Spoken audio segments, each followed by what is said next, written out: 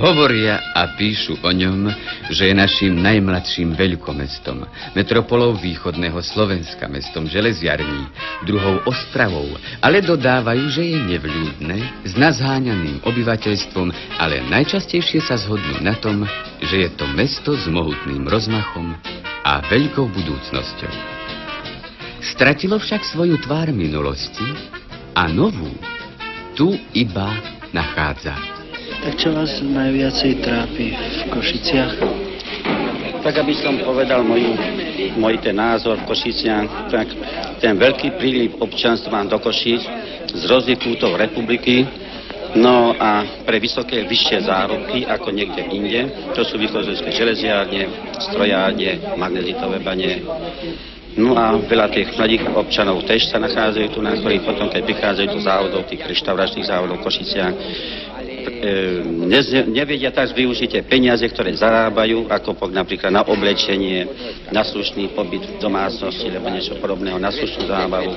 Ale troška sa napijú a potom robia veľký rozvrat v závodoch reštauračných. No a tie výtržnosti niektoré že sa musí zasahovať aj zo strany verejnej bezpečnosti. Obruč starého mesta sa natrvalo roztrhla. Staré priestranstvá obklopili nové štvrte s odlišnými problémami a inou mentalitou. Košice a špeciálne Nové Mesto majú najmenej zelene na jedného obyvateľa v republike, no najprašnejšie cesty. Od oslobodenia vzrástlo mesto trojnásobne. Terajších jeho 150 000 obyvateľov možno rozdeliť na tretiny. 1/3 to sú pôvodní obyvatelia, ktorí doteraz žijú v týchto starých uličkách. Tak ako predtým sú zamestnaní prevážne v remeselníckych službách. Obchod, áno, obchod to je ich tradičná živnosť. Obchod im, áno, ten im prešiel priamo do krvi.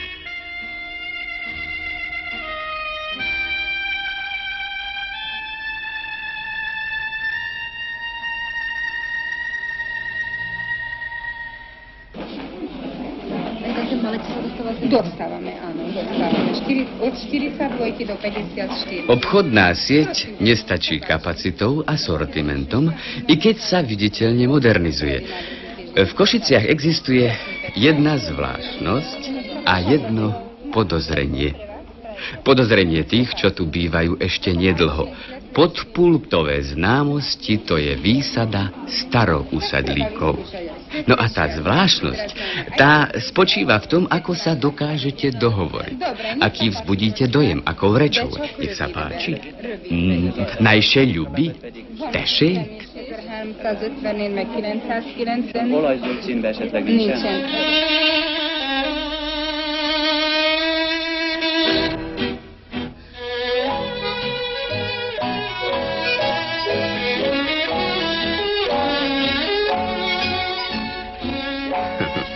Neodmysliteľnou súčasťou tohto priestranstva a okolitej štvrte sú početní obyvatelia cigánskeho pôvodu.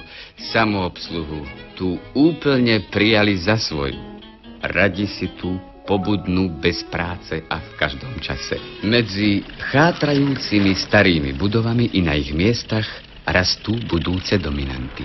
Hotely, obytné budovy, vysokoškolské areály, nemocnica a ďalšie zariadenia. Ich výstavbou sa vyrieši mnoho problémov. Mesto nadobudne novú tvár. Jeho obyvatelia ďalšie dôvody k spokojnosti. No, baby, baby, je tam krásne.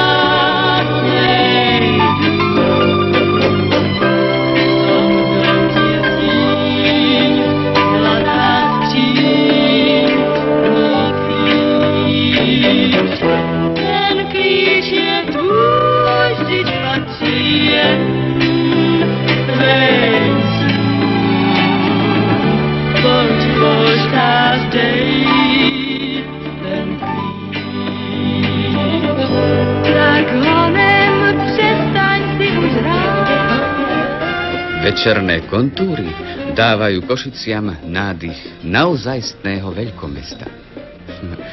Útulnosť jeho starých zákutí i krása nových blokov, to je tentoraz skôr zručná práca kamery než skutočnosť.